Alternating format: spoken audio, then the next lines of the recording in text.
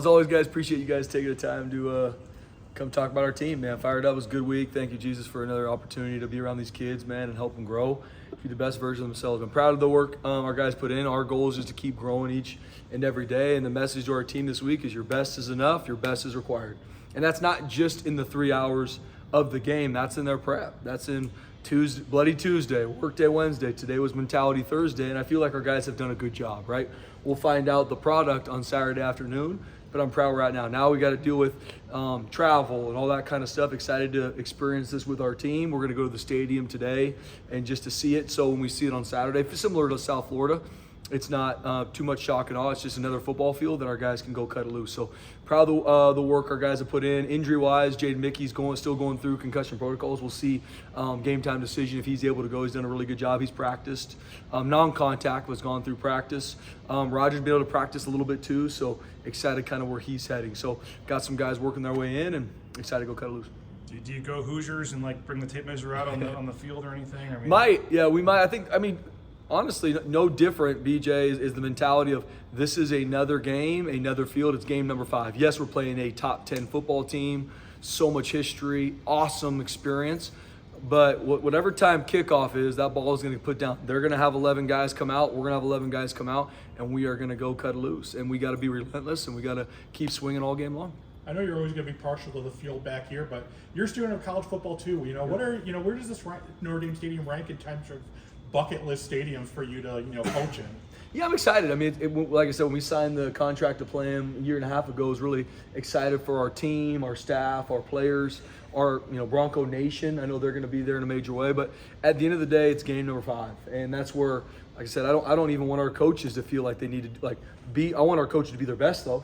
I need to be my best on Saturday afternoon. No different than I need to be my best a week from now. But it's going to be an awesome experience. We played in a lot of really cool stadiums. Obviously, I don't believe there's any stadium better than on the Blue. But this is an awesome environment in front of a great fan base. That's going to be a great college football game.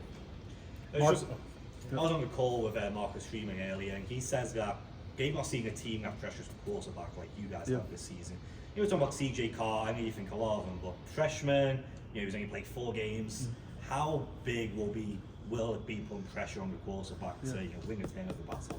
It's huge. I mean, that's a pinnacle part of our defense. Obviously, with this offense that we're going against, we have to stop the run. I mean, if we don't stop the run, you'll never earn the right to go rush the passer. I mean, so that's number 1, stop the run. And that's every week, but especially when you're playing the type of offensive line, running backs that we're seeing this week, that's paramount. And then, we're going to be on the attack. Coach Shenander, we know he'll bring it, and we know that that's a mentality of our defense.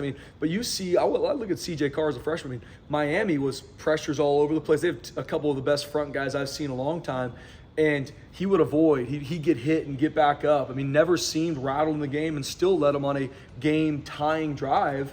Obviously, they lost the next series, but man, I'm very, very impressed with CJ Carr. I really believe he's a future first-round pick. The more and more I watch, I'm more and more impressed with him. How are you guys going to face the challenge, of, like you said, you have to stop the run to even put pressure on the QB? Yeah. You've got 2 great running backs, one from Heisman candidates. How are you going to balance knowing when to stop the run and blitz and actually make those plays on the quarterback? Yeah, at the end of the day, I think they've punted 5 times all year, something like that, right? So we've got to stop the run and earn the right to get in passing situations. And then, it doesn't always have to be blitz calls. Our guys got to play with really good fundamentals and techniques and be able to create pressure on the quarterback. That starts with the disguise on the back end, different coverages we're running and trying to throw CJ off. So it's a holistic effort, and they're going to make their plays. They got really good. CJ's going to make his throws. Jeremiah Love's going to get his runs. That's when you play these type of – we can't give up explosives. We got to tackle them off, line up the next down, and keep playing. Not to get too specific or in the weeds on Jaden, but it sounds like you haven't ruled him out. So I guess is there, whatever the concussion protocol is, there's enough time left that he could still pass all that? Yeah, he's got to continue. And like I told you, I think in the media earlier this week, BJ, I was very open with him. I understand what this game is to you, being an alum of Notre Dame, the respect you have for that team and those players, those coaches.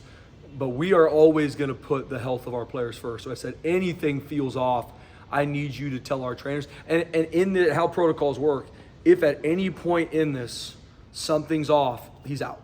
And that's just because the timing is going to be right up to the game. So if any moment later today he feels like he's not playing, and so we're going to walk that path. With Devon Banks, I mean, how ready, if he gets his chance or whenever it comes, like how, I know because much of line criticized, whatever, and hasn't played a whole lot since. How ready is he if he gets an opportunity? He's got to carry the flag, and that's my message with, we've had guys hurt this season. That guy's got to step up. You got to carry the flag. Where one brother falls, you got to carry the flag for our team. And there's no excuse. There's no, well, you had a couple guys. No excuse. We got to go play our best, and you recruit to have depth to when someone does not play well or get injured, it's next man up, man. And I've said this before too. Going into South Florida, we were perfectly healthy. Perfectly healthy.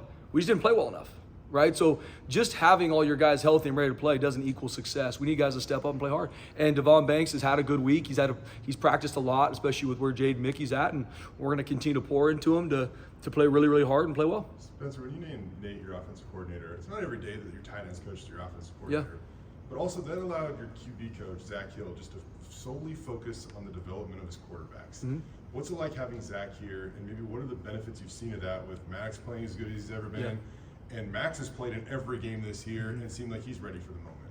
Yeah, I mean, when we had an opportunity, I think the world of Nate Potter, right? And we've talked about that before, from even GAing with him to who he is as a teacher, how much he loves these kids.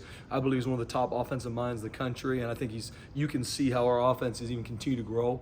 And I think the world of him as a person, right? I want our players around great men that they can build them to be even better men, right? Looking at Zach Hill, we knew we wanted to hire quarterbacks, because that was a no-brainer for me at the end of the season. It was Nate Potter as our OC. Looking for a quarterback coach, Zach Hill was a no-brainer for me too, right? I was here as an assistant when he was the offensive coordinator, and talking with guys that know him, they're like, I don't know if there's a better quarterback guy than Zach Hill. Not only just teaching schemes, growing the fundamentals, the techniques, and I wanted that for Maddox, right? I believe in Maddox. I think he's one of the better quarterbacks around, but I wanted him to continue to grow and develop, be stretched, and Zach's done a great job with him, great job with Cut, and seeing, Coach Potter, seeing Matt Miller, seeing Zach Hill in our pass game, all three work together, and excited for that to continue to grow. You've said you're a Jesus guy more than a church guy. Mm-hmm. Does that mean touchdown Jesus does a little more for you? How do you think Spencer Danielson's going to react when you see this? Good question.